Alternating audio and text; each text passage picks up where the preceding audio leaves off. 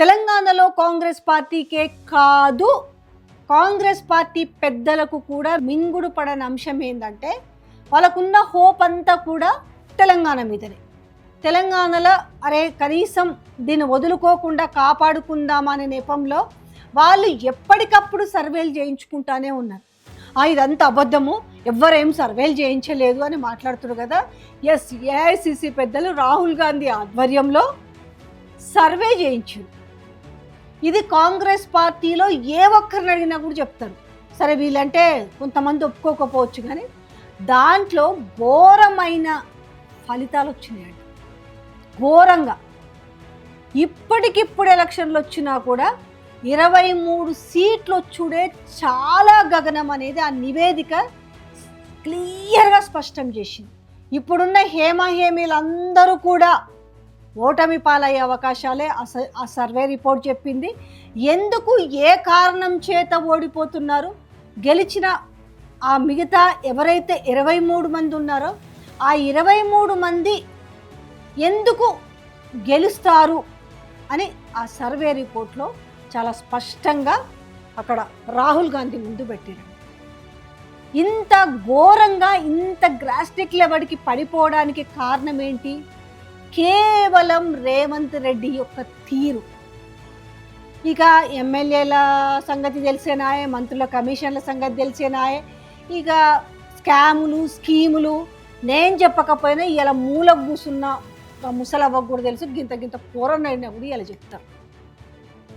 ఎట్లాగో మళ్ళీ ప్రభుత్వం రాదు కాబట్టి ఈ ఉన్నంత వరకే మనం చక్కదిద్దుకుంటాం. అందుకే ఒక సామెత ఉంది కదా, దీపం ఉండగానే ఇల్లు చక్కబెట్టుకోవాలనే సామెత. దీన్ని కరెక్ట్గా ఇప్పుడు వీళ్ళు యాప్ట్ చేసుకున్నారు.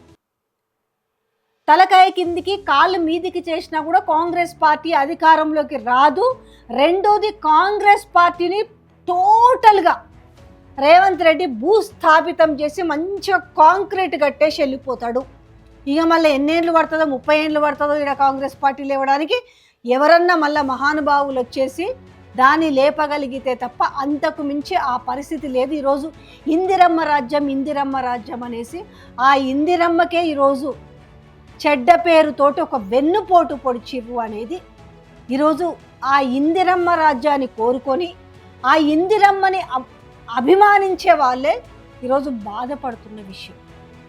అనవసరంగా ఎందుకు ఆ ఇందిరమ్మను అడ్డు పెట్టుకొని ఇన్ని పచ్చి అబద్ధాలు చెప్పి ఇప్పటికీ కూడా ఇంకా రియలైజేషన్ లేకుండా ఇంకా ప్రజల్ని తడిగుడ్డతోటి గొంతులు కోస్తూ ఇంకా మభ్య పెడుతున్నారు సిగ్గు లేకుండా అనేసి.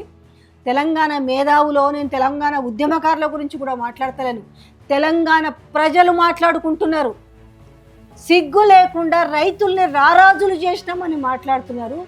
రైతులు ఒక దిక్కు ఆత్మహత్యలు చేసుకుంటున్నారు.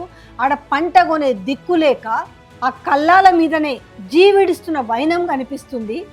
ఇచ్చిన రైతు భరోసాకు దిక్కు లేదు. మీకు భరోసా ఇంత ఇస్తామని చెప్పి భరోసా దిక్కు లేదు. అందరికీ రుణమాఫీ చేస్తామని ఆ రుణమాఫీ దిక్కు లేదు. ఏ ముఖం పెట్టుకొని రైతుల గురించి మాట్లాడుతున్నారు అనేసి రైతుల కుటుంబాలు దుమ్మెత్తిపోస్తున్నాయి. ఇక సర్వేలో నాకు ఆశ్చర్యం ఏంటంటే అసలు ఈ 23 సీట్లు కూడా ఇంకొస్తున్నాయంటే కూడా గ్రేట్. ఇంక 23 కూడా వస్తున్నాయంటే అక్కడ కొంతమంది లోకల్, ఎందుకంటే ఇప్పుడు నేను పేరు చెప్పిన అనుకో మళ్ళీ వాళ్ళు కూడా చెడిపోయే అవకాశం ఉంటుంది.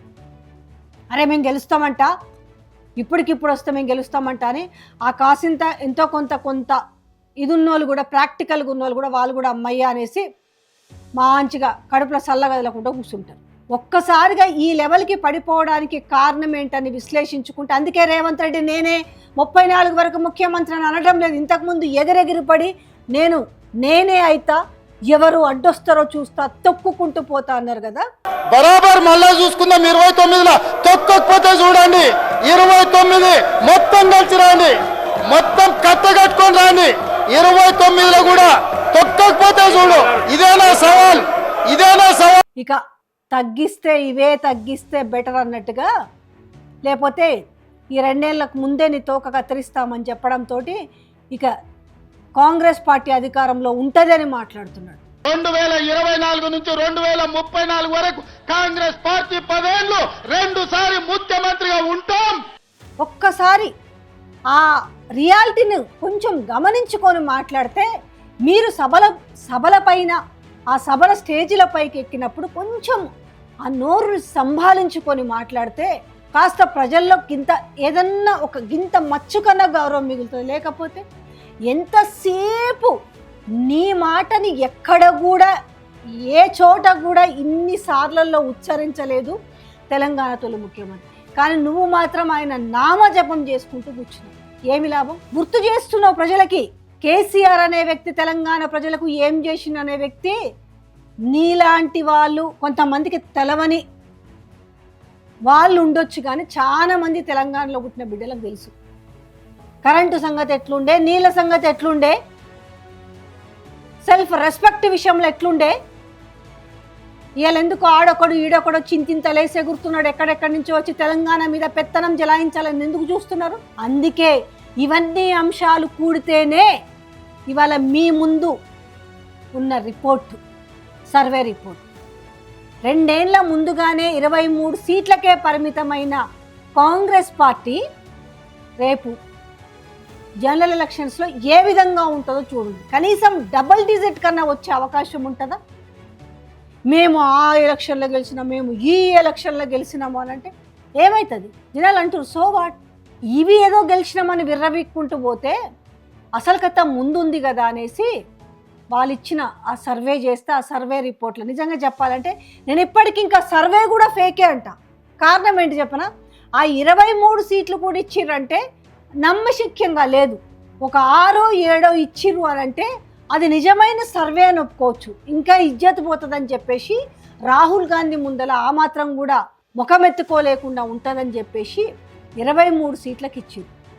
నల్గొండ జిల్లాలో చిత్తుగా కాంగ్రెస్ పార్టీ ఓడిపోబోతుంది. ఉమ్మడి నల్గొండ జిల్లా, ఉమ్మడి మహబూబ్ నగర్ జిల్లా, ఈయన ఏదైతే మహబూబ్ నగర్ జిల్లాలో లేసి మాట్లాడుతుండు కదా, అక్కడ కూడా ఘోరమైన ఫలితాలను చవి చూడబోతుంది కాంగ్రెస్ పార్టీ.